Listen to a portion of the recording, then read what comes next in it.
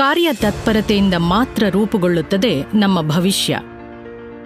ದೊಡ್ಡ ಕನಸು ಕಂಡು ಧೈರ್ಯವಾಗಿ ಮುನ್ನುಗ್ಗುವವರು ಮಾತ್ರ ಭವ್ಯ ಭವಿಷ್ಯವನ್ನು ರೂಪಿಸಿಕೊಳ್ಳಬಹುದು. ಅಸಾಮಾನ್ಯ ಸಾಮರ್ಥ್ಯದ ಮಹಾನ್ ದಾರ್ಶನಿಕರಿಂದ ಮಾತ್ರ ಉಜ್ವಲ ಭವಿಷ್ಯ ಸಾಕಾರಗೊಳ್ಳುತ್ತದೆ.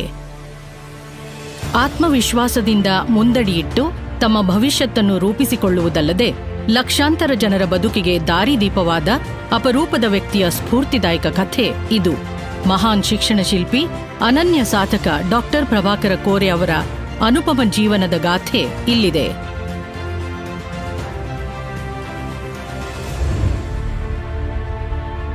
ಡಾಕ್ಟರ್ ಪ್ರಭಾಕರ ಕೋರೆ ಅವರು ಬೆಳಗಾವಿ ಜಿಲ್ಲೆಯ ಚಿಕ್ಕೋಡಿ ತಾಲೂಕಿನ ಒಂದು ಪುಟ್ಟ ಗ್ರಾಮ ಅಂಕಲಿಯಲ್ಲಿ ಜನಿಸಿದರು. ಆ ಪುಟ್ಟ ಕಂದನ ಮಿಂಚಿನ ಕಣ್ಣುಗಳಲ್ಲಿ ಮುಂದಿನ ದಿನಗಳಲ್ಲಿ ಬೃಹತ್ ಸಾಮಾಜಿಕ ಬದಲಾವಣೆ ತರುವ ದೂರದೃಷ್ಟಿ ಇರುವುದು ಅಂದು ಯಾರೂ ಊಹಿಸಿರಲಿಲ್ಲ. ಇವರ ತಂದೆ ಶ್ರೀ ಬಸವಪ್ರಭು ಕೋರೆಯವರು ಸಮಾಜದಲ್ಲಿ ಗೌರವಾನ್ವಿತ ವ್ಯಕ್ತಿಯಾಗಿದ್ದರು. ಓರ್ವ ಶ್ರೀಮಂತ ಉದ್ಯಮಿ, ಕೃಷಿಕರಷ್ಟೇ ಅಲ್ಲ, ಸ್ವಾತಂತ್ರ್ಯ ಹೋರಾಟಗಾರರೂ ಸಹ ಆಗಿದ್ದರು. ಪರೋಪಕಾರಿಗಳಾದ ಬಸವಪ್ರಭುಗಳು ಅತಿಥಿ ದೇವೋಭವ ಎಂಬ ನಾಣ್ಣುಡಿಗೆ ಅನ್ವರ್ಥವಾಗಿ ಬದುಕಿದವರು. ದಿನನಿತ್ಯ ಮನೆಗೆ ಬರುವ ಅಸಂಖ್ಯ ಅತಿಥಿಗಳಿಗೆ ತಪ್ಪದೇ ಅನ್ನದಾಸೋಹದ ವ್ಯವಸ್ಥೆ ಇರುತ್ತಿತ್ತು. ಪರಮ ಶಿವಭಕ್ತರಾದ ಬಸವಪ್ರಭು ಅವರು ಕುಟುಂಬ ಸಮೇತರಾಗಿ ಗೋಕರ್ಣ ಅಥವಾ ಪಂಡರಾಪುರಕ್ಕೆ ವರ್ಷದಲ್ಲಿ 2 ಬಾರಿಯಾದರೂ ಭೇಟಿ ನೀಡುತ್ತಿದ್ದರು. ಪ್ರಭಾಕರರ ತಾಯಿ ಶ್ರೀಮತಿ ಶಾರದಾ ಕೋರೆಯವರು ರಾಯಭಾಗದ ಪ್ರತಿಷ್ಠಿತ ಕುಟುಂಬದಿಂದ ಬಂದವರು. ಸಂಸ್ಕಾರವಂತ ಗೃಹಿಣಿಯಾಗಿ ಪತಿಯ ಎಲ್ಲಾ ಕಾರ್ಯಗಳಲ್ಲಿ ಬೆಂಬಲವಾಗಿ ನಿಂತಿದ್ದಲ್ಲದೆ ತಮ್ಮ ಮಕ್ಕಳು ವಿದ್ಯಾವಂತರಾಗಿ ಜೀವನದಲ್ಲಿ ಯಶಸ್ವಿಯಾಗಲು ಪ್ರೇರಕ ಶಕ್ತಿಯಾಗಿದ್ದರು. ಪುಟ್ಟ ಗ್ರಾಮ ಅಂಕಲಿಯಲ್ಲಿ ಪ್ರಭಾಕರರಿಗೆ ಅವರ ಬಾಲ್ಯದ ನಲಿವು, ಸುಖ, ಸಂತೋಷ ಎಲ್ಲವೂ ಸಿಕ್ಕಿತ್ತು. ಕಬ್ಬಿನ ಗದ್ದೆಯಲ್ಲಿ ಸ್ನೇಹಿತರೊಂದಿಗೆ ನಲಿದಾಡುವುದು, ತಮ್ಮ ಹೊಲದಲ್ಲಿಯೇ ಬೆಳೆದ ಜೋಳದಿಂದ ಮಾಡಿದ ಭಕ್ರಿಯನ್ನು ಸವಿಯುವುದು, ಹತ್ತಿರದ ಕೃಷ್ಣಾ ನದಿಯಲ್ಲಿ ಈಜುವುದು, ವಿವಿಧ ಗ್ರಾಮೀಣ ಕ್ರೀಡೆಗಳನ್ನು ಆಡುವುದು, ಹೀಗೆ ಬಾಲ್ಯದ ಆನಂದವನ್ನು ಅನುಭವಿಸಿದರು. ಬಾಲಕ ಪ್ರಭಾಕರರಿಗೆ ಚಲನಚಿತ್ರ ಮತ್ತು ಸಿನಿಮಾ ಸಂಗೀತದ ಮೇಲೆ ವಿಶೇಷ ಒಲವು. ಅದು ಟೆಂಟ್ ಸಿನಿಮಾಗಳ ಕಾಲ. ಸ್ನೇಹಿತರೊಂದಿಗೆ ಪ್ರಭಾಕರರು ಚಲನಚಿತ್ರಗಳ ಬ್ಯಾನರ್ಗಳನ್ನು ಹಿಡಿದು ಊರಲ್ಲೆಲ್ಲಾ ಪ್ರಚಾರ ಮಾಡುತ್ತಿದ್ದರು. ಇದಕ್ಕೆ ಪ್ರತಿಯಾಗಿ ಅವರಿಗೆ ಟೆಂಟ್ನಲ್ಲಿ ಉಚಿತವಾಗಿ ಸಿನಿಮಾ ನೋಡುವ ಅವಕಾಶ ಸಿಗುತ್ತಿತ್ತು. ರಜಾ ದಿನಗಳಲ್ಲಿ ಇತರೆ ಮಕ್ಕಳ ಹಾಗೆ ಪ್ರಭಾಕರರು ಹೊಲ ಗದ್ದೆಗಳಲ್ಲಿ ಕೆಲಸ ಮಾಡಿ ತಮ್ಮ ಕೈಲಾದ ಸಹಾಯವನ್ನ ಮಾಡುತ್ತಿದ್ದರು. ಅಂದಿನ ಕಾಲಘಟ್ಟದಲ್ಲಿ ಅಂಕಲಿ ಗ್ರಾಮದಲ್ಲಿ ವಿದ್ಯಾಭ್ಯಾಸಕ್ಕೆ ಸರಿಯಾದ ವ್ಯವಸ್ಥೆ ಇಲ್ಲದ ಕಾರಣ ಅಂಕಲಿಯ ಮಕ್ಕಳು ಶಿಕ್ಷಣದಿಂದ ವಂಚಿತರಾಗಿದ್ದರು. ಈ ಮಕ್ಕಳ ಉಜ್ವಲ ಭವಿಷ್ಯಕ್ಕಾಗಿ ಯಾರಾದರೂ ಒಬ್ಬರು ಕಾರ್ಯತತ್ಪರರಾಗಲೇಬೇಕಾಗಿತ್ತು. ಈ ವಾಸ್ತವವು ಪ್ರಭಾಕರರ ತಂದೆ ಬಸವಪ್ರಭುಗಳ ಮೇಲೆ ಬಹಳ ಪ್ರಭಾವ ಬೀರಿತು. ಆ ಕಾಲದಲ್ಲಿ ಈ ಭಾಗದಲ್ಲಿ ನಿತ್ಯದ ವ್ಯವಹಾರಕ್ಕಾಗಿ ಮರಾಠಿ ಭಾಷೆ ಬಳಸಲಾಗುತ್ತಿತ್ತು. ಇದನ್ನು ಮನಗಂಡ ಬಸವಪ್ರಭು ತಾವು ಕನ್ನಡ ಭಾಷಿಕರಾದರೂ ಸಹ ಒಂದು ಮರಾಠಿ ಮಾಧ್ಯಮ ಶಾಲೆಯನ್ನ ಆರಂಭಿಸಿದರು. ಮುಂದೆ ಈ ಶಾಲೆ ಬೆಳೆದು ಅಂಕಲಿಯ ಮೊಟ್ಟಮೊದಲ ಪ್ರೌಢಶಾಲೆ ಎಂಬ ಹೆಗ್ಗಳಿಕೆ ಪಡೆಯಿತು. ಬಸವಪ್ರಭುಗಳು ತಮ್ಮ ಪುತ್ರ ಪ್ರಭಾಕರರನ್ನ ಇದೇ ಶಾಲೆಗೆ ಸೇರಿಸಿದರು. ಈ ಶಾಲೆ ಚಿಕ್ಕದಾದರೂ ಮಕ್ಕಳಿಗೆ ಅತ್ಯುತ್ತಮ ಶಿಕ್ಷಣ ದೊರಕುತ್ತಿತ್ತು. ಸಮಭಾವದಿಂದ ನೋಡಲಾಗುತ್ತಿತ್ತು. ಪ್ರಭಾಕರ ಕೋರೆಯವರೂ ಸೇರಿದಂತೆ ಎಲ್ಲಾ ಮಕ್ಕಳು ಪ್ರತಿದಿನ ಬೆಳಿಗ್ಗೆ ಶಾಲೆಯನ್ನು ಸ್ವಚ್ಛಗೊಳಿಸಬೇಕಿತ್ತು. ಎಲ್ಲಾ ಮಕ್ಕಳು ಮಣ್ಣಿನ ನೆಲದ ಮೇಲೆ ಕುಳಿತೇ ಪಾಠ ಪ್ರವಚನ ಕಲಿಯಬೇಕಾಗಿತ್ತು.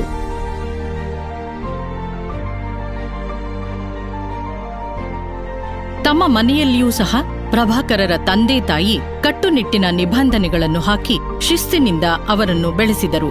ರಾತ್ರಿ 9 ಗಂಟೆಯೊಳಗೆ ಮಕ್ಕಳೆಲ್ಲರೂ ತಪ್ಪದೇ ಮನೆ ಸೇರಬೇಕಾಗಿತ್ತು. 9ರ ನಂತರ ಯಾರೂ ಮನೆಯಿಂದ ಹೊರಗೆ ಹೋಗುವಂತಿರಲಿಲ್ಲ.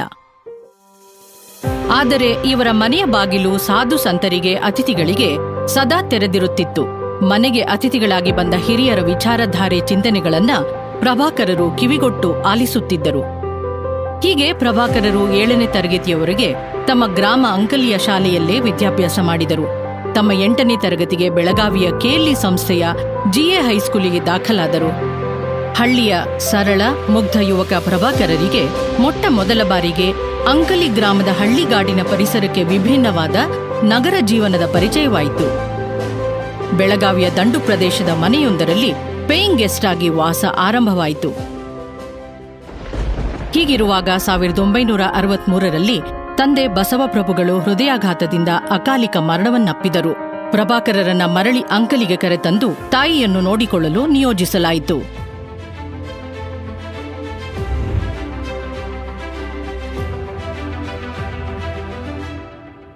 ಮುಂದೆ ಹೈಸ್ಕೂಲ್ ಮುಗಿಸಿ ಪ್ರಭಾಕರರು ಹೆಚ್ಚಿನ ಶಿಕ್ಷಣಕ್ಕಾಗಿ ಬೆಳಗಾವಿಯ ಗೋಗ್ಟೆ ಕಾಲೇಜ್ ಆಫ್ ಕಾಮರ್ಸ್ನಲ್ಲಿ ಪ್ರವೇಶ ಪಡೆದರು. ಇಲ್ಲಿಂದ ಹೊಸ ದಿಕ್ಕಿನೆಡೆಗೆ ಅವರ ಬದುಕಿನ ಪಯಣ ಆರಂಭವಾಯಿತು.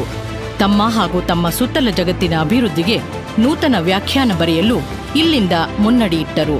ಹಳ್ಳಿಯ ಮುಗ್ಧ ಯುವಕ ಪ್ರಭಾಕರರು ತಮ್ಮ ಧೈರ್ಯ, ವಿಶ್ವಾಸ, ನೇರ ನುಡಿ, ದೃಢ ನಿರ್ಧಾರಗಳಿಂದಾಗಿ ಹೊಸ ಪರಿಸರದೊಂದಿಗೆ ಬೇಗನೆ ಹೊಂದಿಕೊಂಡರು.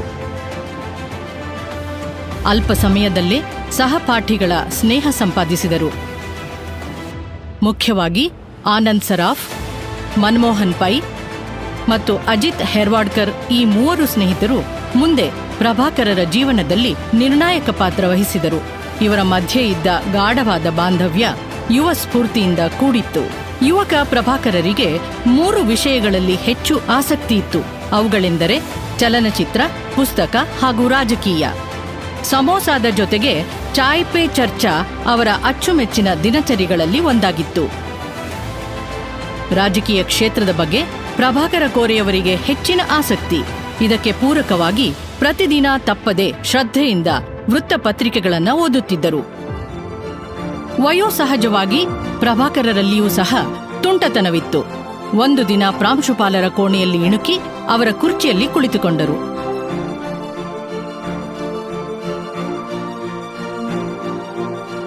ಇದನ್ನು ಕಂಡು ಪ್ರಾಂಶುಪಾಲರು ಸಿಟ್ಟಾದರು. ಆಗ ಪ್ರಭಾಕರರು ಗಲಿಬಿಲಿಗೊಳ್ಳದೆ ಗಾಬರಿಯಾಗದೆ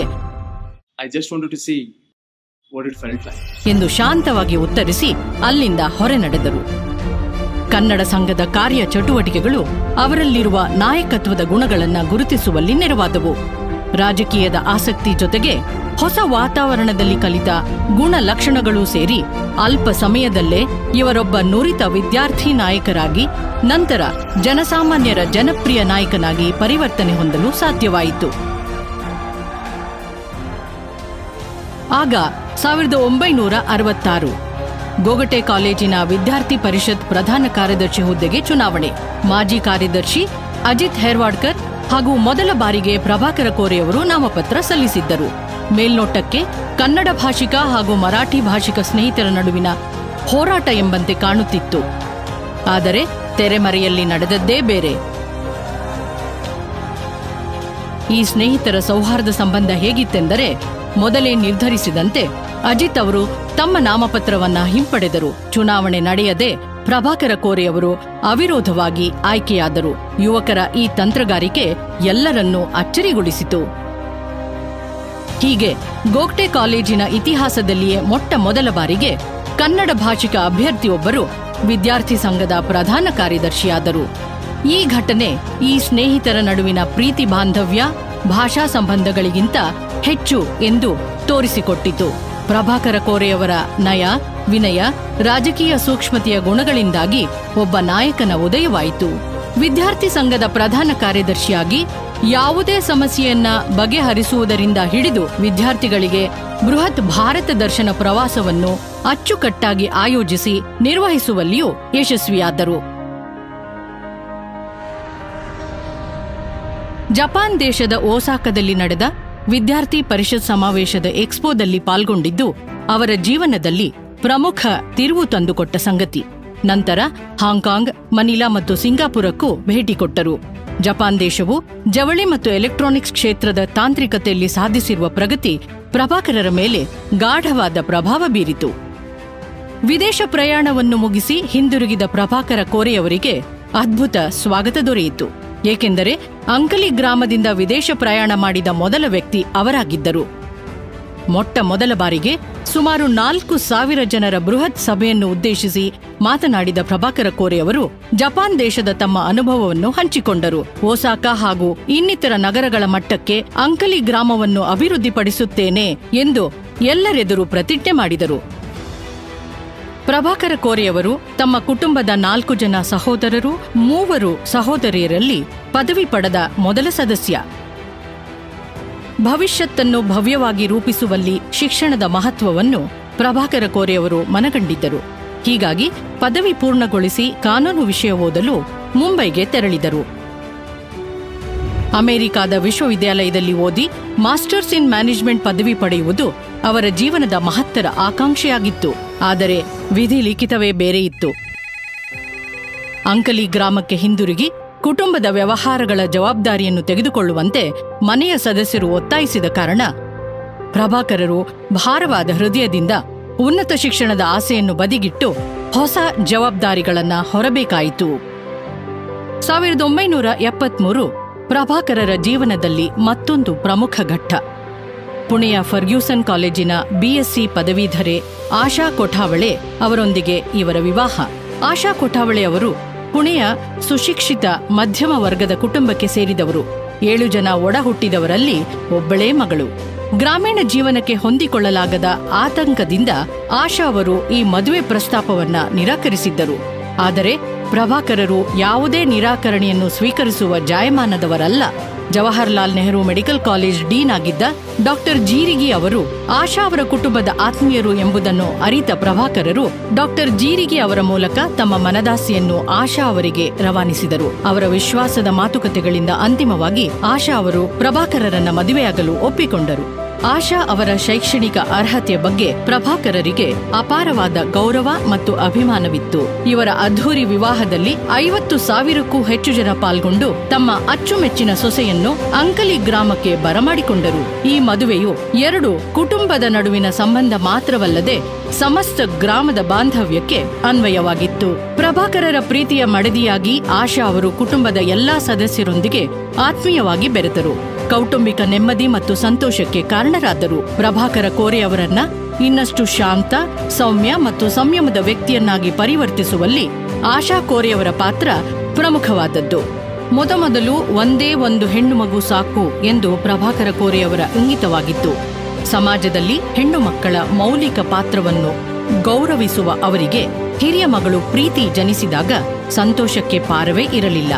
ನಂತರ ಮತ್ತೋರ್ವ ಮಗಳು ದೀಪ್ತಿ ಮತ್ತು ಪುತ್ರ ಅಮಿತ್ ಕುಟುಂಬಕ್ಕೆ ಸೇರ್ಪಡೆಯಾದರು.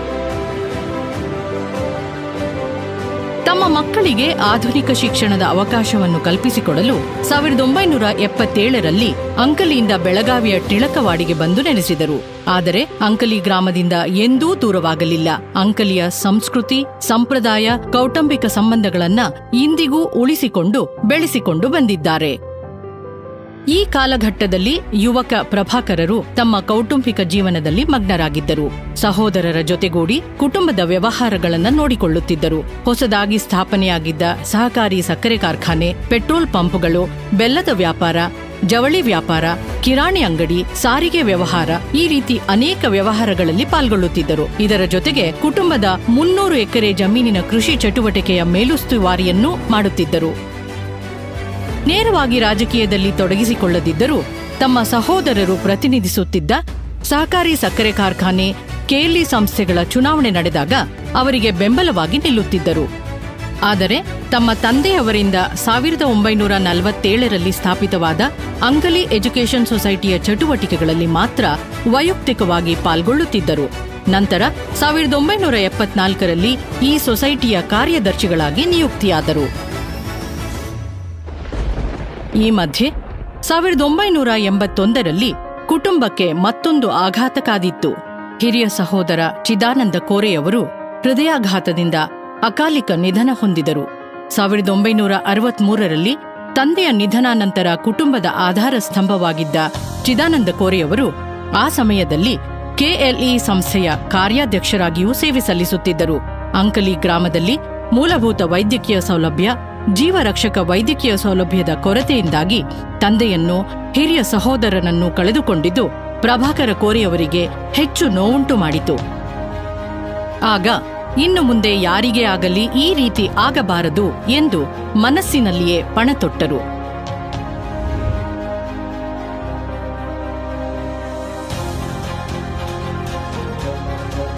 ಇತ್ತ ಚಿದಾನಂದ ಕೋರೆಯವರ ಅಕಾಲಿಕ ನಿಧನದಿಂದಾಗಿ 1916ರಿಂದ ಗುಣಮಟ್ಟದ ಶಿಕ್ಷಣವನ್ನು ನೀಡುತ್ತಾ ಬಂದಿದ್ದ ಕೆಎಲ್ಇ ಸಂಸ್ಥೆಯ ಆಡಳಿತ ಮಂಡಳಿಯಲ್ಲಿ ಶೂನ್ಯ ಆವರಿಸಿತು. ಆಗ ನಡೆದ ಸಂಸ್ಥೆಯ ಉಪಚುನಾವಣೆಯಲ್ಲಿ ಸ್ಪರ್ಧಿಸಿದ ಪ್ರಭಾಕರ ಕೋರೆ ಅವರು ಆಯ್ಕೆಯಾಗಿ ವಿಧಿ ಲಿಖಿತದಂತೆ ಓರ್ವ ನಿರ್ದೇಶಕರಾಗಿ ಕೆಎಲ್ಇ ಸಂಸ್ಥೆಗೆ ಪಾದಾರ್ಪಣೆ ಮಾಡಿದರು. ಮಂಡಳಿಯ ಅತ್ಯಂತ ಕಿರಿಯ ಸದಸ್ಯರಾಗಿದ್ದ ಪ್ರಭಾಕರ ಕೋರೆಯವರಿಗೆ ತಮ್ಮ ನಾಯಕತ್ವ ಮತ್ತು ನಿರ್ವಹಣಾ ಸಾಮರ್ಥ್ಯ ಸಾಬೀತುಪಡಿಸುವಂತಹ ಅವಕಾಶ ಒಂದು ದೊಡ್ಡ ಸವಾಲಿನ ರೂಪದಲ್ಲಿ ಎದುರಾಯಿತು. ಬೆಂಗಳೂರಿನ ಕೆಎಲ್ಇ ನಿಜಲಿಂಗಪ್ಪ ಆರ್ಟ್ಸ್ ಕಾಲೇಜ್ ಆಗ ಒಂದು ಸಂಕಷ್ಟದಲ್ಲಿ ಸಿಲುಕಿತ್ತು. ಅಲ್ಲಿ ವಿದ್ಯಾರ್ಥಿ ಮತ್ತು ಶಿಕ್ಷಕರ ನಡುವೆ ಆಗಾಗ ಜಗಳ ಮತ್ತು ವಿದ್ಯಾರ್ಥಿ ಗುಂಪುಗಳ ನಡುವೆ ಘರ್ಷಣೆಗಳು ನಡೆದು ಕಾಲೇಜು ಸಂಪೂರ್ಣ ಅವನತಿಯ ಮಾರ್ಗ ಹಿಡಿದಿತ್ತು. ಈ ಸವಾಲಿನ ಜವಾಬ್ದಾರಿ ಹೊತ್ತು ಕೆಲವು ಕಠಿಣ ನಿರ್ಧಾರಗಳನ್ನು ತೆಗೆದುಕೊಂಡರು. ಕಾಲೇಜಿಗೆ ಸಮಸ್ಯೆಯಾಗಿದ್ದ ಪ್ರಾಧ್ಯಾಪಕರನ್ನ ತಕ್ಷಣವೇ ವಜಾಗೊಳಿಸಿದರು. ವಿದ್ಯಾರ್ಥಿಗಳ ಅಶಿಸ್ತಿನ ವರ್ತನೆ ಕಾರಣ ನೀಡಿ ರಾತ್ರಿ ಕಾಲೇಜನ್ನು ಮುಚ್ಚುವುದಾಗಿ ಪ್ರಕಟಿಸಿದರು. ಇದರ ಪರಿಣಾಮವಾಗಿ ವಿದ್ಯಾರ್ಥಿಗಳು ತಪ್ಪೊಪ್ಪಿಕೊಂಡು ತಮ್ಮ ಸಹಕಾರದ ಭರವಸೆ ನೀಡಿ ರಾತ್ರಿ ಕಾಲೇಜನ್ನು ಮುಚ್ಚದಿರುವಂತೆ ಮನವಿ ಸಲ್ಲಿಸಿದರು. ಹೀಗಾಗಿ ಕೇವಲ 3 ತಿಂಗಳಲ್ಲಿ ಸುಧಾರಣೆ ಕಂಡು ಕಾಲೇಜಿನ ಚಿತ್ರಣವೇ ಬದಲಾಗಿ ಹೋಯಿತು. ಇದು ಪ್ರಭಾಕರ ಕೋರೆಯವರ ಮೊದಲನೇ ಸಾಧನೆ. ಈ ಅಸಾಮಾನ್ಯ ಸಾಧನೆಗೆ ಎಲ್ಲರಿಂದ ಶ್ಲಾಘನೆ, ಮೆಚ್ಚುಗೆ ವ್ಯಕ್ತವಾಯಿತು. ಇದರೊಂದಿಗೆ ಕೆಎಲ್ಇ ಆಡಳಿತ ಮಂಡಳಿಯು ತನ್ನ ಮುಂದಿನ ಕಾರ್ಯಾಧ್ಯಕ್ಷರನ್ನ ಗುರುತಿಸುವಂತಾಯಿತು. ಪ್ರಭಾಕರ ಕೋರೆಯವರು ಕೆಎಲ್ಇ ಸೊಸೈಟಿಯ ಕಾರ್ಯಾಧ್ಯಕ್ಷರಾಗಿ ಆಯ್ಕೆಯಾದರು. ಅಂದಿನಿಂದ ಇಂದಿನವರೆಗೂ ಅವಿರತವಾಗಿ ಅಧ್ಯಕ್ಷ ಸ್ಥಾನದ ಜವಾಬ್ದಾರಿಯನ್ನ ಯಶಸ್ವಿಯಾಗಿ ಮುಂದುವರಿಸಿಕೊಂಡು ಬಂದಿದ್ದಾರೆ. ಡಾ ಪ್ರಭಾಕರ ಕೋರೆಯವರು ಕಾರ್ಯಾಧ್ಯಕ್ಷರಾಗಿ ಜವಾಬ್ದಾರಿ ವಹಿಸಿಕೊಂಡಾಗ 38 ಅಂಗಸಂಸ್ಥೆಗಳು ಇದ್ದವು. ಇಂದು ಅವರ ಅವಿರತ ಶ್ರಮ ಮತ್ತು ಸಾಮರ್ಥ್ಯದಿಂದ 309ಕ್ಕೂ ಹೆಚ್ಚು ಅಂಗಸಂಸ್ಥೆಗಳು ಕಾರ್ಯನಿರ್ವಹಿಸುತ್ತಿವೆ. ಅಲ್ಲದೆ ಬೆಳಗಾವಿಯ KLE academy of higher education ಮತ್ತು ಹುಬ್ಬಳ್ಳಿಯ ಕೆಎಲ್ಇ ಟೆಕ್ನಾಲಜಿಕಲ್ ಯೂನಿವರ್ಸಿಟಿ ಹೆಸರಿನ 2 ವಿಶ್ವವಿದ್ಯಾಲಯಗಳು ತಲೆ ಎತ್ತಿವೆ. ಇಂದು ಕೆಎಲ್ಇ ಸಂಸ್ಥೆಯಡಿ 1,38,000 ವಿದ್ಯಾರ್ಥಿಗಳು ಉತ್ತಮ ಗುಣಮಟ್ಟದ ಶಿಕ್ಷಣವನ್ನು ಪಡೆಯುತ್ತಿದ್ದಾರೆ. ಡಾ ಪ್ರಭಾಕರ ಕೋರೆ ಅವರ ಸಾಮಾಜಿಕ ಕಳಕಳಿ, ಸೇವಾ ಮನೋಭಾವ, ಉತ್ಸಾಹ, ಅವಿರತ ಶ್ರಮ, ನಿಷ್ಠೆ, ಪ್ರಾಮಾಣಿಕತೆ ಮತ್ತು ಛಲದಿಂದಾಗಿ ಕೆಎಲ್ಇ ಸಂಸ್ಥೆ ಇಷ್ಟು ವಿಸ್ತಾರವಾಗಿ, ಇಷ್ಟು ಎತ್ತರಕ್ಕೆ ಬೆಳೆಯಲು ಸಾಧ್ಯವಾಗಿದೆ. ಕೇವಲ 40 ವರ್ಷಗಳ ಅವಧಿಯಲ್ಲಿ ಶಾಲೆ, ಕಾಲೇಜು, ತಾಂತ್ರಿಕ ಶಿಕ್ಷಣ, ಆರೋಗ್ಯ, ವಿಜ್ಞಾನ, ಕೃಷಿ ಮತ್ತು ವೃತ್ತಿಪರ ಶಿಕ್ಷಣ ಕೋರ್ಸುಗಳ ಮೂಲಕ ಕೆಎಲ್ಇ ಸಂಸ್ಥೆ ಜಾಗತಿಕ ಮಟ್ಟದಲ್ಲಿ ಹೆಸರು ಮಾಡಿ ತನ್ನ ವಿಶಿಷ್ಟ ಛಾಪು ಮೂಡಿಸಿದೆ. ಈ ಕ್ರಾಂತಿ ಇಲ್ಲಿಗೆ ನಿಲ್ಲಲಿಲ್ಲ. ಒಮ್ಮೆ ಪ್ರಭಾಕರ ಕೋರೆಯವರ ಮಗಳಿಗೆ ತೀವ್ರ ಹಲ್ಲು ನೋವು ಬಂದ ಸಂದರ್ಭ. ಆಗ ಬೆಳಗಾವಿಯಲ್ಲಿ ಸೂಕ್ತ ಚಿಕಿತ್ಸೆ ದೊರೆಯದೆ ದೂರದ ಹುಬ್ಬಳ್ಳಿಗೆ ಹೋಗಿ ಚಿಕಿತ್ಸೆ ಪಡೆಯಬೇಕಾಗುತ್ತದೆ. ಆ ಕ್ಷಣವೇ ಅವರು ಮತ್ತೊಂದು ಪ್ರಮುಖ ನಿರ್ಧಾರವನ್ನ ಮಾಡಿದರು. ಎಲ್ಲ ರೀತಿಯ ಪ್ರತಿರೋಧಗಳ ನಡುವೆಯೂ ದೃಢವಾಗಿ ಮುನ್ನಡೆದು ಬೆಳಗಾವಿಯಲ್ಲಿ ಸುಸಜ್ಜಿತವಾದ ಮತ್ತು ಅತ್ಯಾಧುನಿಕ ತಂತ್ರಜ್ಞಾನವನ್ನು ಹೊಂದಿರುವ ದಂತ ಮಹಾವಿದ್ಯಾಲಯವನ್ನ ಸ್ಥಾಪನೆ ಮಾಡಿದರು. ಅದು ಅದ್ಭುತ ಯಶಸ್ಸನ್ನೂ ಕಂಡಿತು. ಇದರಿಂದ ಇನ್ನೂ ಹೆಚ್ಚಿನ ಸಾಧನೆ ಮಾಡಬೇಕೆನ್ನುವ ಅವರ ಉತ್ಸಾಹ ಮತ್ತಷ್ಟು ಹೆಚ್ಚಾಯಿತು. ಸೂಕ್ತ ವೈದ್ಯಕೀಯ ಸೌಲಭ್ಯದ ಕೊರತೆಯಿಂದ ತಮ್ಮ ತಂದೆ ಹಾಗೂ ಹಿರಿಯ ಸಹೋದರನನ್ನು ಕಳೆದುಕೊಂಡಾಗ ತಾವು ತೆಗೆದುಕೊಂಡಿದ್ದ ಪ್ರತಿಜ್ಞೆಯಂತೆ ಜನರಿಗೆ ಅತ್ಯಾಧುನಿಕ ವೈದ್ಯಕೀಯ ಸೌಲಭ್ಯ ಒದಗಿಸಲು ಸರಿಯಾದ ಸಮಯ ಕೂಡಿ ಬಂದಿತ್ತು. ತಮ್ಮ ದೂರದೃಷ್ಟಿಯಂತೆ ಬೆಳಗಾವಿಯಂತಹ ದ್ವಿತೀಯ ದರ್ಜೆಯ ಮಹಾನಗರದಲ್ಲಿ ಕೈಗೆಟುಕುವ ದರದಲ್ಲಿ ಆಧುನಿಕ ಆರೋಗ್ಯ ಸೇವೆಗಳನ್ನು ಒದಗಿಸುವ ಆಸ್ಪತ್ರೆಯನ್ನು ಆರಂಭಿಸಲು ನಿರ್ಧರಿಸಿದರು. ಇದಕ್ಕಾಗಿ ನೆರೆಯ ಅಮೆರಿಕ ಮತ್ತು ಯುರೋಪ್ ಖಂಡಗಳಿಗೆ ತಾವೇ ಸ್ವತಃ ಭೇಟಿ ನೀಡಿ ಅಧ್ಯಯನ ಮಾಡಿ ಮಾಹಿತಿ ಪಡೆದರು. ಅಲ್ಲಿನ ಆರೋಗ್ಯ ಸೇವೆಗಳು ಮತ್ತು ಆಧುನಿಕ ವೈದ್ಯಕೀಯ ಉಪಕರಣಗಳನ್ನು ಬೆಳಗಾವಿಯ ಕೆಎಲ್ಇ ಆಸ್ಪತ್ರೆಗೆ ತರಿಸಲಾಯಿತು. ಆರಂಭದಲ್ಲಿ ಈ ಯೋಜನೆಯನ್ನು ಬಿಳಿಯಾನೆಗೆ ಹೋಲಿಸಲಾಗಿತ್ತು. ಬೆಳಗಾವಿಯಂತಹ ನಗರದಲ್ಲಿ ಇಂತಹ ದೊಡ್ಡ ಆಸ್ಪತ್ರೆಯ ಅವಶ್ಯಕತೆ ಏನಿದೆ ಎಂದು ಪ್ರಶ್ನಿಸಲಾಯಿತು. ಆದರೆ ಈ ಬಗೆಯ ಟೀಕೆಯಿಂದ ಪ್ರಭಾಕರರು ವಿಚಲಿತರಾಗಲಿಲ್ಲ. ಮತ್ತಷ್ಟು ದೃಢವಾಗಿ ನಿಂತರು, ದಿಟ್ಟವಾಗಿ ಮುಂದೆ ಹೆಜ್ಜೆ ಇಟ್ಟರು, ಇನ್ನಷ್ಟು ಶ್ರಮವಹಿಸಿದರು. ಈ ಭಗೀರಥ ಪ್ರಯತ್ನದ ಫಲವಾಗಿ 1,000 ಹಾಸಿಗೆಯ ಸೌಲಭ್ಯವಿರುವ ಈ ಬೃಹತ್ ಆಸ್ಪತ್ರೆ ಯಶಸ್ವಿಯಾಗಿ ತಲೆ ಎತ್ತಿ ಇಲ್ಲಿನ ಭಾಗದ ಜನತೆಗೆ ಸಂಜೀವಿನಿಯಾಗಿದೆ. ಇಂದು ಕೆಎಲ್ಇ ಆರೋಗ್ಯ ಸಂಸ್ಥೆ ಒಟ್ಟು 4,000 ಹಾಸಿಗೆಗಳ ಸಾಮರ್ಥ್ಯ ಹೊಂದಿದೆ. ಬೆಳಗಾವಿ, ಹುಬ್ಬಳ್ಳಿ, ಪುಣೆ, ಚಿಕ್ಕೋಡಿ, ಗೋಕಾಕ್ ಮತ್ತು ಅಂಕೋಲದಲ್ಲಿ ಈ ವೈದ್ಯಕೀಯ ಸೌಲಭ್ಯಗಳನ್ನು ಒದಗಿಸಲಾಗಿದೆ. ಇದರಲ್ಲಿ 1,000 ಹಾಸಿಗೆಗಳನ್ನು ಬಡ ರೋಗಿಗಳ ಉಚಿತ ಸೇವೆಗೆ ಮೀಸಲಾಗಿ ಇಡಲಾಗಿದೆ.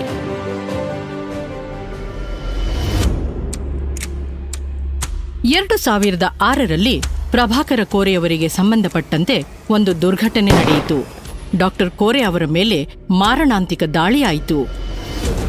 ಗಾಯಾಳು ಕೋರೆಯವರ ಇಚ್ಛೆಯಂತೆ ತಾವೇ ಬೆಳಗಾವಿಯಲ್ಲಿ ಸ್ಥಾಪಿಸಿದ KLE ಆಸ್ಪತ್ರೆಗೆ ಚಿಕಿತ್ಸೆಗಾಗಿ ದಾಖಲಿಸಲಾಯಿತು. ಜೀವನ್ಮರಣದ ಮಧ್ಯೆ ಹೋರಾಟ ಮಾಡುತ್ತಿದ್ದ ಡಾಕ್ಟರ್ ಕೋರೆ ಅವರ ಚೇತರಿಕೆಗಾಗಿ ಇಡೀ KLE ಕುಟುಂಬ ಹಗಲು ರಾತ್ರಿ ಎನ್ನದೆ ಪ್ರಾರ್ಥಿಸಿತು. ತಮ್ಮ ದೃಢ ಸಂಕಲ್ಪ ಮತ್ತು ಹಿತೈಷಿಗಳ ಪ್ರಾರ್ಥನೆಯೊಂದಿಗೆ ಡಾಕ್ಟರ್ ಕೋರೆ ಅವರು ಸಂಪೂರ್ಣವಾಗಿ ಚೇತರಿಸಿಕೊಂಡರು. ಈ ದುರ್ಘಟನೆಯಿಂದ ಪ್ರಭಾಕರ ಕೋರೆಯವರೇನು ವಿಚಲಿತರಾಗಿಲ್ಲ, ಹಿಂದಿರುಗಿ ನೋಡಿಲ್ಲ, ಜೀವನದ ವೇಗ ತಗ್ಗಿಲ್ಲ. ಇದು ದೈವ ಕೊಟ್ಟ ಪುನರ್ಜನ್ಮವೆಂದು ತಿಳಿದು ಪ್ರತಿ ಕ್ಷಣವನ್ನು ಜನಸೇವೆಗೆ ಉಪಯೋಗಿಸಬೇಕೆಂಬ ದೃಢವಾದ ನಿರ್ಧಾರದಿಂದ ಮುನ್ನಡಿ ಇಡುತ್ತಿದ್ದಾರೆ. ಈ ಘಟನೆ ಇಡೀ ಕರ್ನಾಟಕ ರಾಜ್ಯವನ್ನ ಬೆಚ್ಚಿಬೀಳಿಸಿತು.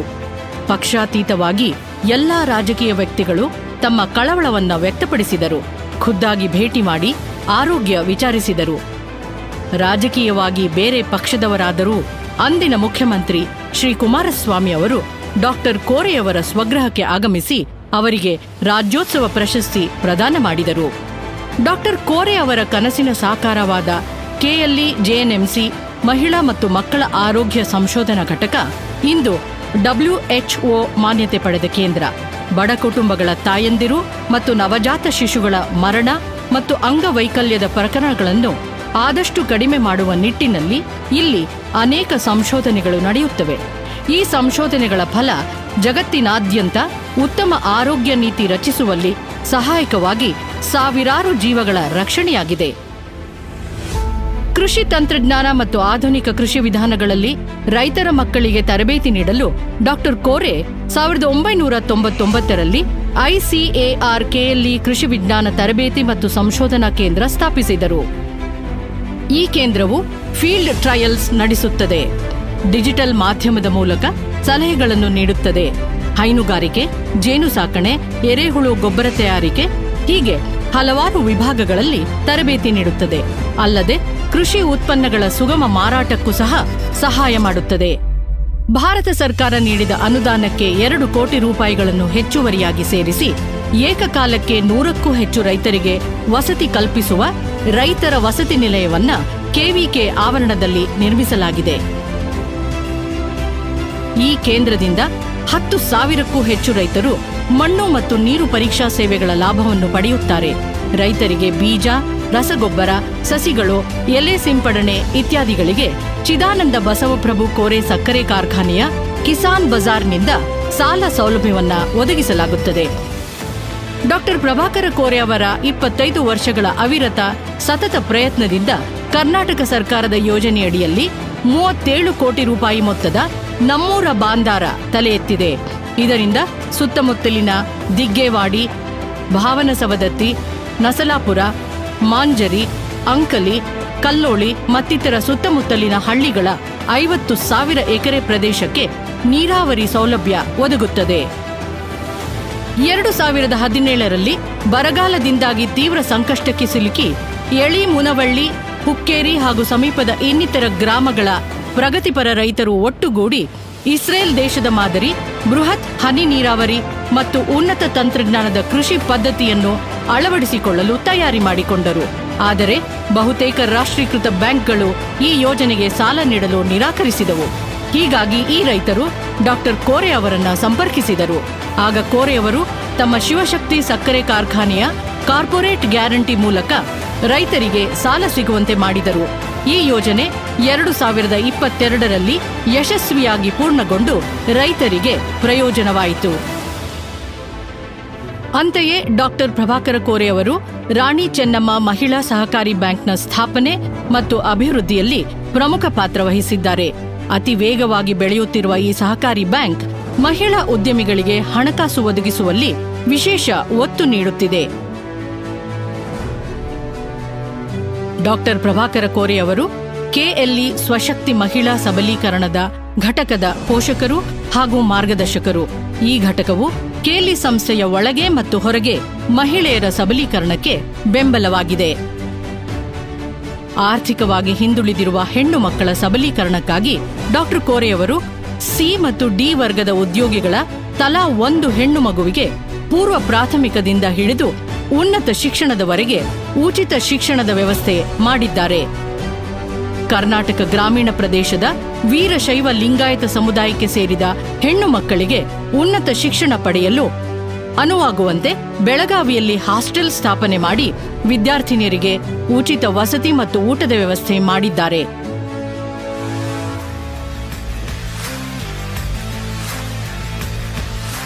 ಕೆಎಲ್ಇ ಸಂಸ್ಥೆ ಉದಯೋನ್ಮುಖ ಕ್ರೀಡಾಪಟುಗಳಿಗೆ ತರಬೇತಿ ನೀಡಲು ವಿಶ್ವ ದರ್ಜೆಯ ಕ್ರೀಡಾ ಸೌಲಭ್ಯ ಸ್ಥಾಪಿಸಿದೆ. ಕ್ರೀಡಾಪಟುಗಳಿಗೆ ಉಚಿತ ಶಿಕ್ಷಣ, ತರಬೇತಿ, ಪೌಷ್ಟಿಕ ಆಹಾರ ಒದಗಿಸಲಾಗುತ್ತದೆ.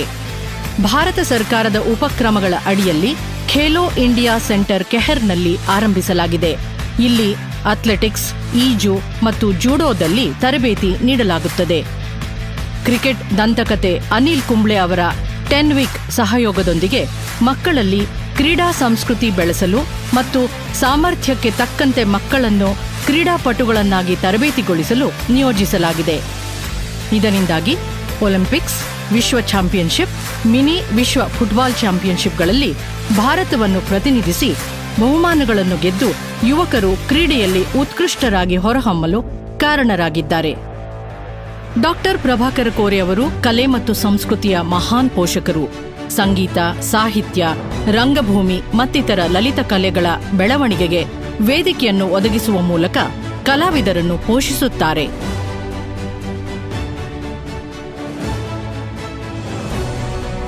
ನಮ್ಮ ಡಾ. ಪ್ರಭಾಕರ ಕೋರೆ ಅವರು ಸ್ಥಾಪಿಸಿದ ಕೆಎಲ್ಇ ಸಂಗೀತ ಶಾಲೆ ಪದ್ಮವಿಭೂಷಣ ಶ್ರೀಮತಿ ಗಂಗೂಬಾಯಿ ಹಾನಗಲ್ ಅವರ ಅಮೃತ ಹಸ್ತದಿಂದ ಉದ್ಘಾಟನೆಗೊಂಡಿತು. ಜೊತೆಗೆ ಹುಬ್ಬಳ್ಳಿಯ ಕೆಎಲ್ಇ ಧ್ವನಿ ಮತ್ತು ಬೆಳಗಾವಿಯ ವೇಣುಧ್ವನಿ ಇವೆರಡೂ ಸಮುದಾಯ ರೇಡಿಯೋ ಕೇಂದ್ರಗಳು ಉತ್ತರ ಕರ್ನಾಟಕದ ಉದಯೋನ್ಮುಖ ಕಲಾವಿದರ ಪ್ರತಿಭಾ ಪ್ರದರ್ಶನಕ್ಕೆ ವೇದಿಕೆಯಾಗಿವೆ. ಡಾ. ಕೋರೆಯವರು ಕೆಎಲ್ಇ ಪ್ರಸಾರಾಂಗ ಎಂಬ ಪ್ರಕಾಶನ ವಿಭಾಗವನ್ನು ಸ್ಥಾಪಿಸಿ ಕೆಎಲ್ಇ ಸಂಸ್ಥೆಯ ಇತಿಹಾಸ, ಪಯಣ ಹಾಗೂ ಪ್ರಸ್ತುತ ವಿದ್ಯಮಾನಗಳನ್ನು ಪರಿಣಾಮಕಾರಿಯಾಗಿ ದಾಖಲಿಸುವ ಕಾರ್ಯನಿರ್ವಹಿಸಲು ಮಾಡಿಕೊಟ್ಟಿದ್ದಾರೆ. ಡಾ. ಪ್ರಭಾಕರ ಕೋರೆ ಹಲವಾರು ಕವಿಗಳು, ಲೇಖಕರು ಮತ್ತು ರಂಗಭೂಮಿ ಕಲಾವಿದರನ್ನ ಆದರಿಸಿ, ಗೌರವಿಸಿ, ಅಭಿನಂದಿಸಿದ್ದಾರೆ. ಡಾ. ಚನ್ನವೀರ ಕಣವಿ, ಡಾ. ಜಿಎಸ್ ಶಿವರುದ್ರಪ್ಪ, ಜ್ಞಾನಪೀಠ ಪ್ರಶಸ್ತಿ ಪುರಸ್ಕೃತ ಡಾ. ಚಂದ್ರಶೇಖರ ಕಂಬಾರ, ಡಾ. ಪಾಟೀಲ್ ಪುಟ್ಟಪ್ಪ, ಡಾ. ಏಣಗಿ ಬಾಳಪ್ಪ, ರಾಷ್ಟ್ರ ಪ್ರಶಸ್ತಿ ವಿಜೇತ ನಟರಾದ ಸುನೀಲ್ ದತ್, ನಾಸಿರುದ್ದೀನ್ ಶಾ, ಅನುಪಮ್ ಖೇರ್, ಬೊಮನ್ ಇರಾನಿ, ಶಬಾನಾ ಆಜ್ಮಿ ಇವರ ನಾಟಕಗಳನ್ನು ಆಯೋಜಿಸಿ ಸನ್ಮಾನಿಸಿದ್ದಾರೆ. ಚಲನಚಿತ್ರಗಳ ಬಗ್ಗೆ ಬಾಲ್ಯದಿಂದಲೂ ಇದ್ದಂತಹ ಆಕರ್ಷಣೆಯಿಂದಾಗಿ ಡಾ. ಕೋರೆ ಅವರು ಅಂಕಲಿಯಲ್ಲಿ ಮಯೂರ ಚಿತ್ರಮಂದಿರವನ್ನ ನಿರ್ಮಿಸಿದ್ದಾರೆ. ಕನ್ನಡದ ಹೆಸರಾಂತ ನಟರಾದ ಜಯಪ್ರದ, ರಾಘವೇಂದ್ರ ರಾಜ್ಕುಮಾರ್, ವಿಷ್ಣುವರ್ಧನ್, ಭಾರತಿ, ಜಯಮಾಲಾ, ರಾಷ್ಟ್ರ ಪ್ರಶಸ್ತಿ ವಿಜೇತ ನಿರ್ದೇಶಕ ನಾಗತಿಹಳ್ಳಿ ಚಂದ್ರಶೇಖರ್, ಬಾಲಿವುಡ್ ನಟರಾದ ಅಮಿತಾಬ್ ಬಚ್ಚನ್, ಮಾಧುರಿ ದೀಕ್ಷಿತ್, ಐಶ್ವರ್ಯ ರೈ ಬಚ್ಚನ್, ಕರೀನಾ ಕಪೂರ್, ಸುಪ್ರಸಿದ್ಧ ಸಂಗೀತಗಾರರಾದ ಶಂಕರ್ ಮಹಾದೇವನ್, ವಿಜಯ್ ಪ್ರಕಾಶ್ ಹೀಗೆ ಹಲವಾರು ಕಲಾವಿದರ ಜೊತೆ ಭೇಟಿಯಲ್ಲಿ ಸಂವಾದ ನಡೆಸಿದ್ದಾರೆ. ನಮ್ಮ ಮಾತೃಭಾಷೆ ಕನ್ನಡ, ನಮ್ಮ ಕಲೆ, ಸಂಸ್ಕೃತಿ ಮತ್ತು ಸಂಪ್ರದಾಯಗಳು ಡಾ. ಕೋರೆ ಅವರ ಜೀವನ ಮತ್ತು ಚಿಂತನೆಗಳಲ್ಲಿ ವಿಶೇಷ ಸ್ಥಾನವನ್ನ ಪಡೆದಿವೆ. ರಾಜ್ಯದ ಗಡಿಭಾಗದಲ್ಲಿ ಕನ್ನಡ ಭಾಷೆಯನ್ನು ಉಳಿಸಿ ಬೆಳೆಸುವಲ್ಲಿ ಡಾ. ಕೋರೆಯವರು ಮುಂಚೂಣಿಯಲ್ಲಿದ್ದಾರೆ. ನಿಪ್ಪಾಣಿ, ಅಂಕಲಿ, ಅಥಣಿ, ಯಡ್ರಾವ, ಕೆರೂರಿನಲ್ಲಿ ಹಲವಾರು ಕನ್ನಡ ಮಾಧ್ಯಮ ಶಾಲೆಗಳನ್ನು ಸ್ಥಾಪಿಸಿದ್ದಾರೆ. ಕನ್ನಡ ಸಾಹಿತ್ಯ ಸಮ್ಮೇಳನಗಳನ್ನು ಆಯೋಜಿಸುವಲ್ಲಿ ಪ್ರಮುಖ ಪಾತ್ರ ವಹಿಸಿದ್ದಾರೆ. 2011ರಲ್ಲಿ ವಿಶ್ವ ಕನ್ನಡ ಸಮ್ಮೇಳನವನ್ನು ಬೆಳಗಾವಿಯಲ್ಲಿ ಆಯೋಜಿಸಲು ಡಾ. ಕೋರೆ ಪ್ರೇರಕ ಶಕ್ತಿಯಾಗಿದ್ದರು. ರಾಜ್ಯ, ದೇಶ, ವಿದೇಶಗಳಿಂದ ಲಕ್ಷಾಂತರ ಜನ ಆಗಮಿಸಿದ್ದರು. ಪ್ರಮುಖ ರಾಜಕೀಯ ವ್ಯಕ್ತಿಗಳು, ಕೈಗಾರಿಕೋದ್ಯಮಿಗಳು, ಸಾಹಿತಿಗಳು, ಕಲಾವಿದರು, ಕರ್ನಾಟಕದ ಶ್ರೀಮಂತ ಸಂಸ್ಕೃತಿ, ಸಂಪ್ರದಾಯ, ಸಾಹಿತ್ಯ, ಜಾನಪದ ಕಲೆ ಮತ್ತು ಇತಿಹಾಸದ ವೈಭವವನ್ನು ಒಟ್ಟಾಗಿ ಆಚರಿಸಲು ಆಗಮಿಸಿದ್ದರು.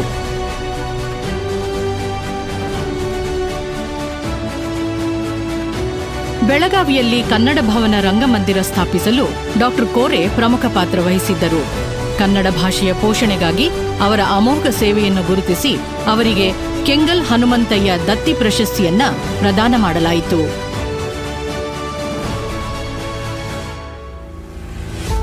ಡಾ. ಕೋರೆ ಅವರು ತಮ್ಮನ್ನು ತಾವು ಜನಸಾಮಾನ್ಯರ ಜೊತೆಯೇ ಗುರುತಿಸಿಕೊಂಡಿದ್ದಾರೆ. ಶ್ರೀಸಾಮಾನ್ಯರ ಹಿತಾಸಕ್ತಿ ಕಾಪಾಡುವುದೇ ಇವರ ಮೊದಲ ಆದ್ಯತೆ. ಕೋರೆಯವರು ಮಹಾರಾಷ್ಟ್ರ ಮತ್ತು ಗಡಿ ಪ್ರದೇಶಗಳಲ್ಲಿ ಸಹಕಾರ ಚಳುವಳಿಗೆ ಅಪ್ರತಿಮ ಕೊಡುಗೆ ನೀಡಿದ್ದಾರೆ. ಇದರ ಮೂಲಕ ಸಮಾಜ ಸುಧಾರಣೆಗೆ ಅವರ ನಿಸ್ವಾರ್ಥ ಸೇವೆ ಸಂದಿದೆ. ಸಹಕಾರಿ ಸಕ್ಕರೆ ಕಾರ್ಖಾನೆಯ ಆಧುನೀಕರಣ ಮಾಡಿ ಇದರ ಪ್ರಯೋಜನ ಎಲ್ಲಾ ಸದಸ್ಯರಿಗೆ ಸಲ್ಲುವಂತೆ ಮಾಡುವ ಮೂಲಕ ಸಹಕಾರಿ ಚಳುವಳಿಗೆ ಜ್ವಲಂತ ಸಾಕ್ಷಿಯಾಗಿ ನಿಂತಿದ್ದಾರೆ. ಅಂಕಲಿ ರಾಯಭಾಗ ರಸ್ತೆಯಲ್ಲಿ ಅತ್ಯಾಧುನಿಕ ಶಿವಶಕ್ತಿ ಶುಗರ್ಸ್ ಎಂಬ ಸಕ್ಕರೆ ಕಾರ್ಖಾನೆಯನ್ನು ಸಹ ಸ್ಥಾಪಿಸಿದ್ದಾರೆ. ನವದೆಹಲಿಯಲ್ಲಿ ಅಖಿಲ ಭಾರತ ಸಕ್ಕರೆ ಕಾರ್ಖಾನೆಗಳ ನಿರ್ದೇಶಕರಾಗಿ ಅವರು ನೀಡಿದ ಕೊಡುಗೆ ಸಹಕಾರಿ ರಂಗದ ವ್ಯಾಪಾರ ವಹಿವಾಟಿನಲ್ಲಿ ಒಂದು ಮಾದರಿ ಬದಲಾವಣೆಯನ್ನು ತಂದಿತು.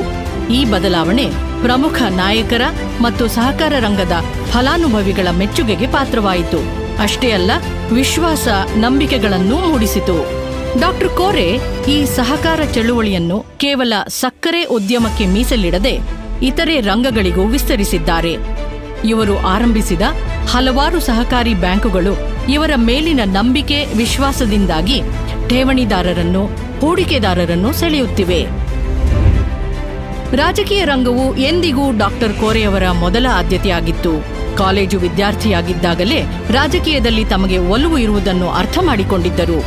ರಾಜಕೀಯವು ದೇಶದ ಭವಿಷ್ಯತ್ತನ್ನು ರೂಪಿಸುವಲ್ಲಿ ಪ್ರಮುಖ ಪಾತ್ರ ವಹಿಸುತ್ತದೆ ಎಂಬುದನ್ನು ಅರಿತಿದ್ದರು. ಏಕೀಕೃತ ಕರ್ನಾಟಕದ ಮೊದಲ ಮುಖ್ಯಮಂತ್ರಿ ಶ್ರೀ ಎಸ್. ನಿಜಲಿಂಗಪ್ಪ ಅವರನ್ನು ತಮ್ಮ ರಾಜಕೀಯ ಗುರು ಎಂದು ಸ್ವೀಕರಿಸಿ ಅವರ ಮಾರ್ಗದರ್ಶನದಲ್ಲಿ ವೇಗವಾಗಿ ನಿರ್ದಿಷ್ಟ ಪಥದಲ್ಲಿ ದಾಪುಗಾಲು ಇಟ್ಟರು.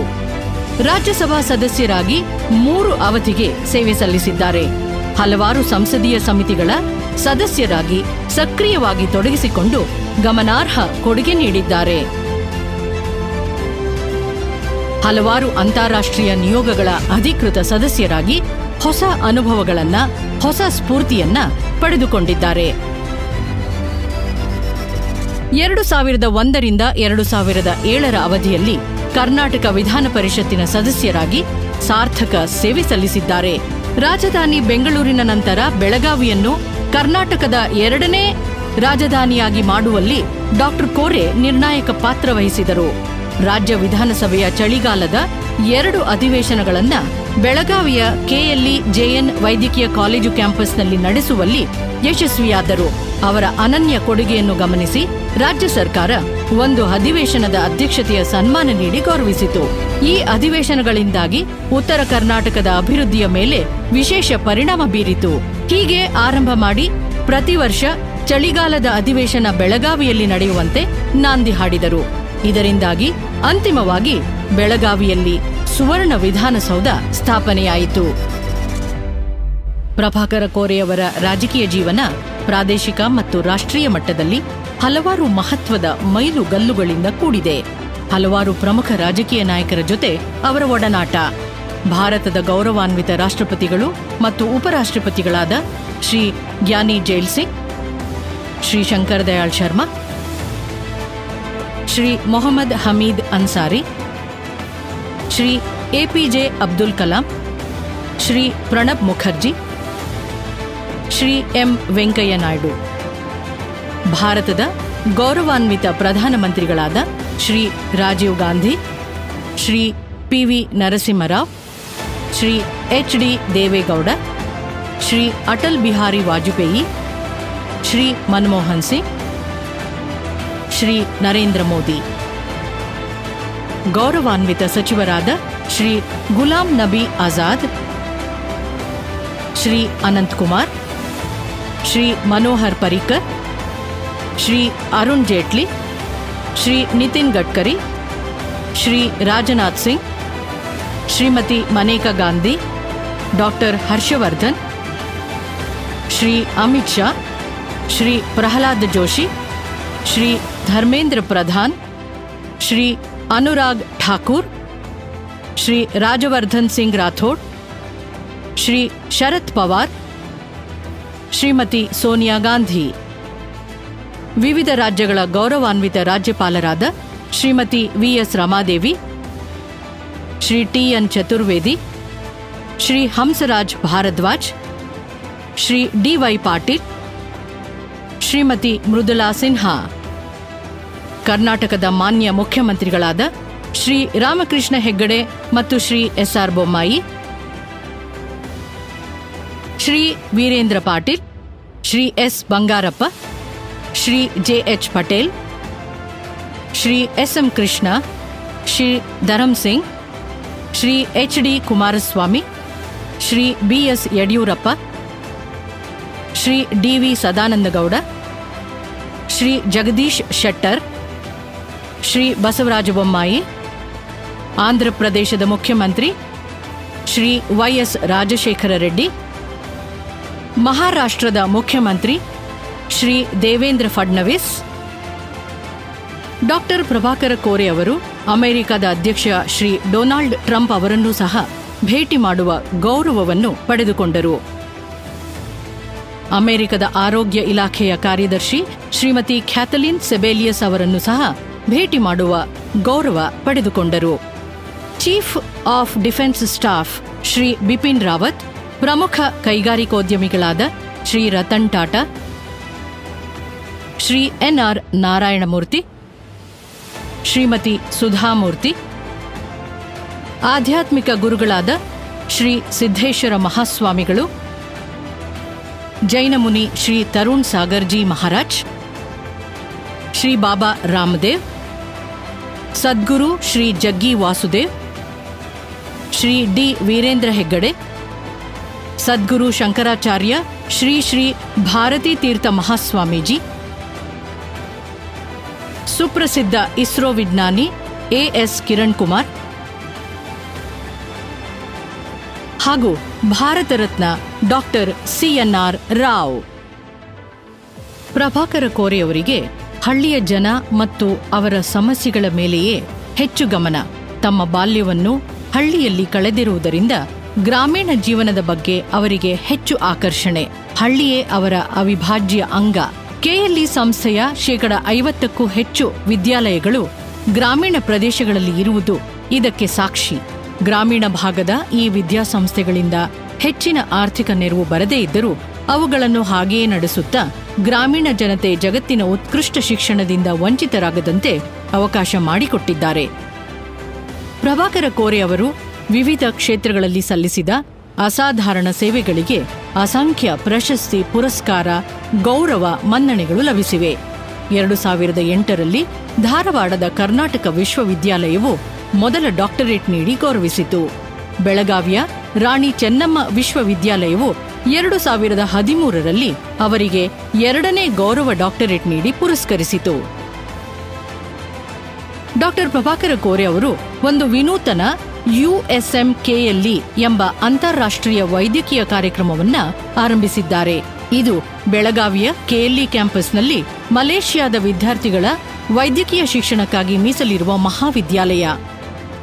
2018ರಲ್ಲಿ ಇವರ ಗಮನಾರ್ಹ ಶೈಕ್ಷಣಿಕ ಕೊಡುಗೆಯನ್ನು ಗುರುತಿಸಿ ಮಲೇಷ್ಯಾದ ಯೂನಿವರ್ಸಿಟಿ ಸೈನ್ಸ್ ಪ್ರಭಾಕರ ಕೋರೆಯವರಿಗೆ ಗೌರವ ಡಾಕ್ಟರೇಟ್ ಅನ್ನು ನೀಡಿತು. ಇದರಿಂದಾಗಿ ಭಾರತ ರತ್ನ ಡಾಕ್ಟರ್ ಎಪಿಜೆ ಅಬ್ದುಲ್ ಕಲಾಂ ಅವರ ನಂತರ ಈ ಪ್ರಶಸ್ತಿಯನ್ನು ಪಡೆದ 2ನೇ ಭಾರತೀಯ ಎಂಬ ಅಪರೂಪದ ಹೆಗ್ಗಳಿಕೆಗೆ ಡಾಕ್ಟರ್ ಪ್ರಭಾಕರ ಕೋರೆ ಪಾತ್ರರಾಗಿದ್ದಾರೆ. ಅಮೆರಿಕದ ಫಿಲಡೆಲ್ಫಿಯಾದಲ್ಲಿರುವ ಥಾಮಸ್ ಜೆಫರ್ಸನ್ ವಿಶ್ವವಿದ್ಯಾನಿಲಯ ಅತ್ಯಂತ ಹಳೆಯ ಖಾಸಗಿ ವಿಶ್ವವಿದ್ಯಾಲಯಗಳಲ್ಲಿ ಒಂದಾಗಿದೆ. ಈ ಸಂಸ್ಥೆ ತಾಯಿ ಮತ್ತು ನವಜಾತ ಮಕ್ಕಳ ಆರೋಗ್ಯ ಕ್ಷೇತ್ರದಲ್ಲಿ ವೈದ್ಯಕೀಯ ಶಿಕ್ಷಣ ಮತ್ತು ಜಾಗತಿಕ ಸಂಶೋಧನೆಗೆ ಗಮನಾರ್ಹ ಕೊಡುಗೆ ನೀಡಿದೆ. 2018ರಲ್ಲಿ TJU ವಿಶ್ವವಿದ್ಯಾಲಯ ಡಾಕ್ಟರ್ ಪ್ರಭಾಕರ ಕೋರೆ ಅವರಿಗೆ ಗೌರವ ಡಾಕ್ಟರೇಟ್ ನೀಡಿ ಸನ್ಮಾನಿಸಿತು. ಡಾಕ್ಟರ್ ಕೋರೆ ಅವರು ಈ ಗೌರವಕ್ಕೆ ಪಾತ್ರರಾದ ಮೊದಲ ಭಾರತೀಯರಾಗಿದ್ದಾರೆ.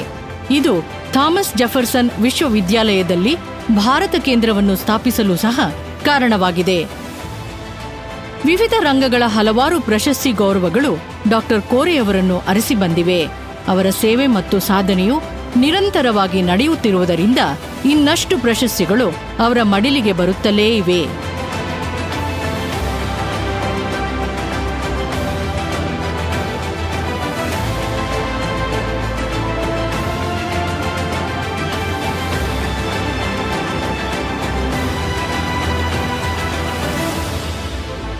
ಆದರೆ ಈ ರೀತಿ ಬೃಹತ್ ಕನಸುಗಳನ್ನು ಕಂಡು ಅವುಗಳನ್ನು ಸಾಕಾರಗೊಳಿಸುವುದು ದಂತಕಥೆಯಾದ ಪ್ರಭಾಕರ ಕೋರೆಯವರಿಂದ ಮಾತ್ರ ಸಾಧ್ಯ. So young man, what did you learn from this book? Sir, if we really want to see a bright tomorrow, we must constantly pursue our dreams with determination.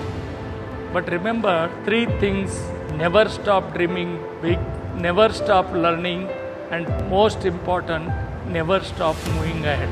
Yes, sir. Good. ತಮ್ಮ 75ರ ಹರೆಯದಲ್ಲೂ ದಣಿವರೆಯದ doctor Prabhakar ಕೋರೆ ನಾವೆಲ್ಲರೂ ಹೆಮ್ಮೆ ಪಡುವಂತಹ ಹೊಸ ನಾಳೆಯನ್ನು ತೆರೆದಿಡುವ ಆಶಾವಾದವನ್ನು ಹೊಂದಿದ್ದಾರೆ. ನಮ್ಮೆಲ್ಲರ ಹೆಮ್ಮೆಯ ನೆಚ್ಚಿನ ನಾಯಕರಾದ ಭಾರತದ ಅನರ್ಘ್ಯ ರತ್ನವಾದ ಡಾಕ್ಟರ್ ಪ್ರಭಾಕರ ಕೋರೆ ಅವರ ಅಮೃತ ಮಹೋತ್ಸವವನ್ನು ಆಚರಿಸಲು ಬಹಳ ಸಂತೋಷವೆನಿಸುತ್ತದೆ.